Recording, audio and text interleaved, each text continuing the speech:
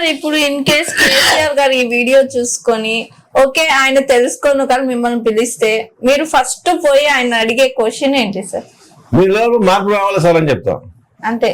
అప్పుడు కూడా చెప్పేటోని, అప్పుడు కూడా నేను భయపడ్డాను కానీ కేసీఆర్ కు సార్ మీరు తప్పు చేస్తుందని చెప్తా. కేసీఆర్ గారిని ఆ గుండె మీద సపోర్ట్ చేసుకొని చెప్పాలండి, ఎందుకంటే నిరాశ చేయండి సార్ మీ పేరు వస్తుంది హైలైట్ అవుతుంది అని చెప్పింది నేను.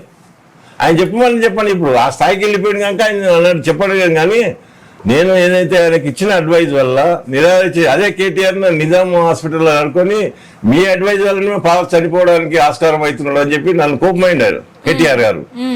లేదు సార్ చనిపోడు ఆయన కంపల్సరీ మన తెలంగాణ వస్తే తెలంగాణ సాధించడానికి తెలంగాణ గాంధీ అని చెప్పాను అప్పుడు ఆ జమానానే. మీరు ఏదైతే నిజాం హాస్పిటల్ ఉన్నప్పుడు అక్కడ ఉన్న అన్ని ఛానల్లో చూడండి నా ఇంటర్వ్యూ ఉంటుంది అప్పుడు హాస్పిటల్ ఉన్నప్పుడు. ఎందుకంటే రేపు డబ్బులు ల్యాండ్ గ్రాబర్స్ మీరంటే రేప్ కేసులు ఉన్న వాళ్ళు లీడర్ అవుతుంది కనుక అట్లాంటి వాళ్ళు మమ్మల్ని దూరం పెడుతున్నట్లే. మా న్యాయబద్ధంగా ధర్మం అనేది ఎప్పటికైనా గెలుస్తుంది, అధర్మం కొన్ని రోజులు ఉండొచ్చు. కేసీఆర్ గారు అది గమనించుకోవాలి. అది ఎందుకంటే దొంగలు తీసుకొచ్చి దోసుకున్నారు వెళ్ళిపోయినారు అంతే, వెళ్ళిపోతున్నారు అంతే. ఇంకా వాళ్ళు ఎట్లాంటి క్యారెక్టర్ అనేది కూడా ఇంపార్టెంట్. ఎందుకంటే సార్ అనలైజ్ చేసుకోవాలి అది ఇప్పటికైనా కూడా. ఎటువంటి మా ఎటువంటి ఉద్యమకారులకు ఇచ్చింటే మేము ఎమ్మెల్యే ఉండుంటే నేను ఎన్నోసార్లు అడిగినా, జడ్చర్లు అడిగినా, రాయన్నారు కూడా అడిగినా, ఇయ్యలేదు నాకు. అంత దొంగలకు ఇచ్చింది పారిపోతున్నారు అంత. ఏం చేస్తాం మరి? ఉద్యమకారులకు వాళ్ళ 50 మందికి సీట్లు ఇచ్చినంటే సార్కు ప్రాణంతో చూసుకుంటుంది, పార్టీ ఓడిపోవడానికి లేదు. ఎందుకంటే చేంజ్ చేసే క్వశ్చన్ కూడా ఉండదు ఉద్యమకారులు ప్రపంచంలో ఏ పార్టీ కూడా లేదు. సరే ఇక్కడ నాది ఒక సూటి క్వశ్చన్. ఇప్పుడు కేసీఆర్ గారి మీద మీకు వ్యతిరేకత రావడానికి ముఖ్యంగా నేను సూటిగా అడుగుతున్నా, మీరు నాకు సూటిగా చెప్పాలి. ఒకటి మీకు సీట్ ఇవ్వలేదనా, లేదు అంటే ఆయన చుట్టూ ఉన్న మనుషుల వల్ల కేసీఆర్ గారు మారిపోయి పరిపాలన బాగలేదనా?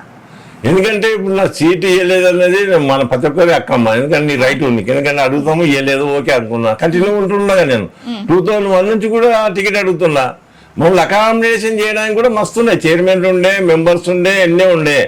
అయినా కూడా మీకు ఆయన పోయి కలుసుకోవాలి చెప్పాలన్న బాధ కూడా మనం కల్పించలేదు కనుక ఇంకా కోటరే మెయిన్ కారణం.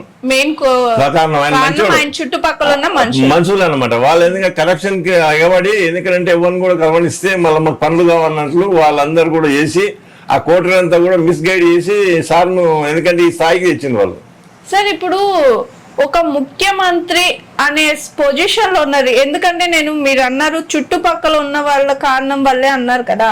సో ఇక్కడ కేసీఆర్ గారిని చూసినా, అక్కడ జగన్మోహన్ రెడ్డిని చూసినా, వీళ్ళు ఓడిపోయిన తర్వాత వచ్చే ప్రముఖంగా వీళ్ళు నెగిటివ్ గా అంటే ప్రజలు గాని లేదా మీలాంటి వాళ్ళు చెప్పే ఆన్సర్ ఏంటంటే ఆయన మంచోడే, ఆయన పరిపాలన కూడా బాగుంది, బట్ ఆయన చుట్టుపక్కల ఉన్న మనుషుల వల్ల వీళ్ళు ఓడిపోయినారు అని బాగా టాక్ వస్తుంది సార్. ఎందుకని అలా?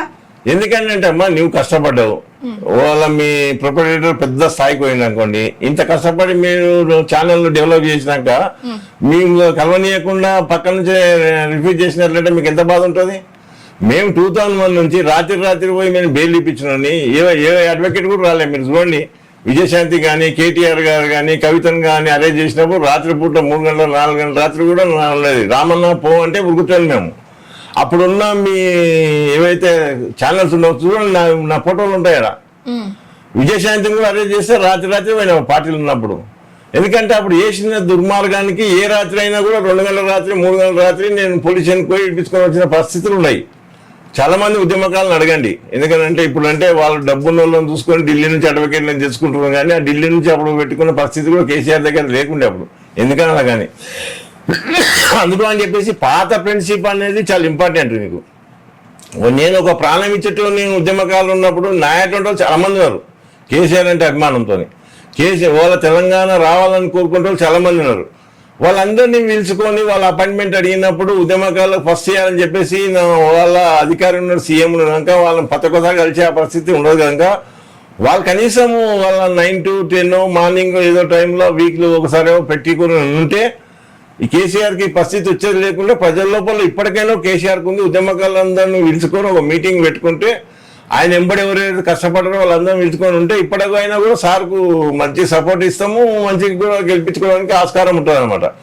సార్ ఎప్పుడైతే ఉద్యమకాలను దూరం చేసిండో పార్టీ ఓడిపోవడానికి కూడా కారణమైంది. ఇంకా ఉన్నట్టు అయితే సెకండ్ క్యాడర్ ఉందో వాళ్ళకి అపాయింట్మెంట్ లేక వాళ్ళు ఎంత ఆశ ఉంటుందమ్మా, గవర్నమెంట్ ఉన్నప్పుడు ఏదో చేసుకోవాలి ఏదో చేయాలనుకుంటారు కదా. అటువంటిప్పుడు ఎందుకంటే ఫెయిల్యూర్ అయిపోయింది గవర్నమెంట్ ఎందుకంటే ఉద్యమకాలను దూరం చేసినప్పుడే కేసీఆర్ గారు డౌన్ఫాల్ స్టార్ట్ అయిపోయింది అట్లా. ఓకే సార్, అయితే ఇప్పుడు పేద ప్రజలు ఉంటారు కదా సార్, అంటే ఇప్పుడు ఒక కేసు ఒక కేసు పెట్టాలంటే మనీ అయితే చాలా మంది ఎక్కువ అడుగుతుంటారు. అలాంటి వాళ్ళకి పేద వాళ్ళకు అంటే ఎక్కువ డబ్బులు కాకుండా ఎలాంటి కేసెస్ వాదించడానికి ఈజిబుల్ ఉంటుంది? పేదవాళ్ళకు మీరు ఎలాంటి సజెషన్స్ ఇవ్వచ్చు? నాకు ఏ రాత్రి అయినా కాంటాక్ట్ కావచ్చు అండి, నేను అడ్వైజ్ ఇస్తా. నేను ఇంత ముందు కూడా లీగల్ ఎయిడ్ కింద 1000 కేసులు చేసిన, జైలుకు పోయి కూడా వాదించుకున్నా. జైలు కూడా ఖైదీలను ఎంతమంది ఇడిచిపెట్టినా. మీరు 2001 నుంచి 2014 వరకు ఎన్ని కేసులు చేసినా చూడండి, మీరు ఏ అడ్వకేట్ కూడా చేయరు. అడ్వకేట్ నేను వచ్చి రత్తపూలు ఉండే అవసరం లేదు, అందరు కోట్లు సంపాదించుకొని బంజారాలు జూబ్లీస్ ఉంటారు అనమాట. మీకు తెలుసు కదా, ఇంకా నాకు 15 ఏళ్ళ కింద కొన్ని కాళ్ళనే తిరుగుతున్నాయి. ఎందుకంటే ఇయ్యాల రేపు వచ్చిన వాళ్ళు అందరూ లీడర్లు అడ్వకేట్లు కూడా భూమి కబ్జాలు అవన్నీ చేసి కూడా కోట్లు సంపాదించుకుంటున్నారు. నిన్న మొన్న వచ్చిన నా జూనియర్లు కూడా పర్సనల్ కార్లో తిరుగుతున్నారు. పరిస్థితి ఏంటంటే ఇప్పుడు హెవీ ఫీజు కలెక్ట్ చేస్తాను. నేను 10,000 కేసులు ఉంటాయి, కేసుకు 1000 రూపాయలు పెట్టుకుని ఎన్ని ఉంటామా లెక్కేయండి మీరు. టైపింగ్ ఖర్చులు కూడా నా జైలు కింద పెట్టిందంటే చూసుకోండి మీరు. అది వాళ్ళని అడగండి. ఉద్యమకాలం వాళ్ళు వచ్చిన వాళ్ళు కూడా డేట్ ఇప్పించేసి కేసులు కొట్లాడి చేసిన ఉన్నారు. మా అట్లాంటి వాళ్ళని కూడా మీరు దూరం పెట్టిన తర్వాత ఇప్పటికన్నా రాత్రి 12 గంటలప్పుడు 2 గంటల రాత్రి కూడా ఫోన్లు వస్తుంటాయి. పాత క్లయింట్లు ఉంటారు, ఈ ఉద్యమకాలు ఉంటారు కనుక సార్ ఏం ఇట్లా పట్టుకపోతుంది సార్ అంటే ఏదో అయి ఉంటుంది. అది మనం చెప్పకూడదు. ఫ్యామిలీ కొట్లాడటం ఆ కొట్టిన పోలీసులు కూడా నైట్ టైంలో పోవడం తప్పది.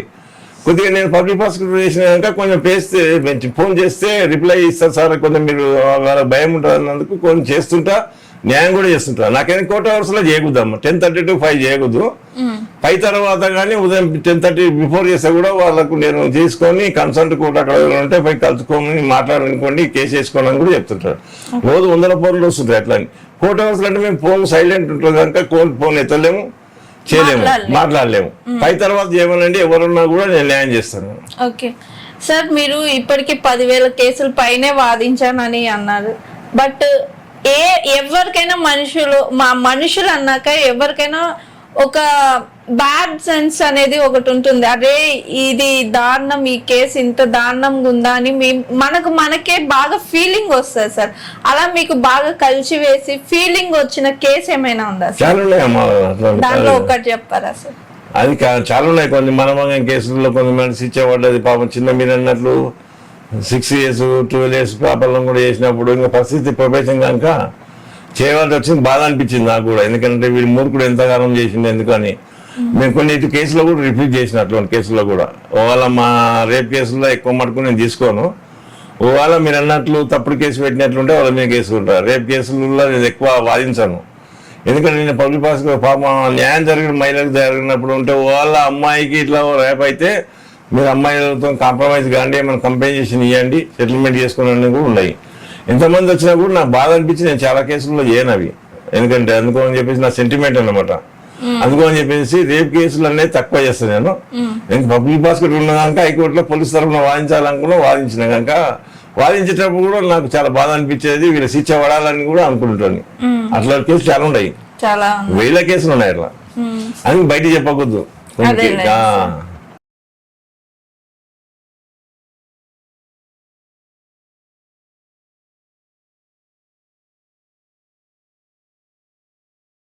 Hi, this is Swati. Like చేయండి, షేర్ చేయండి, కమెంట్ చేయండి and subscribe చేయండి GRTV. Hi, this is Monica. Please like, share and subscribe GRTV.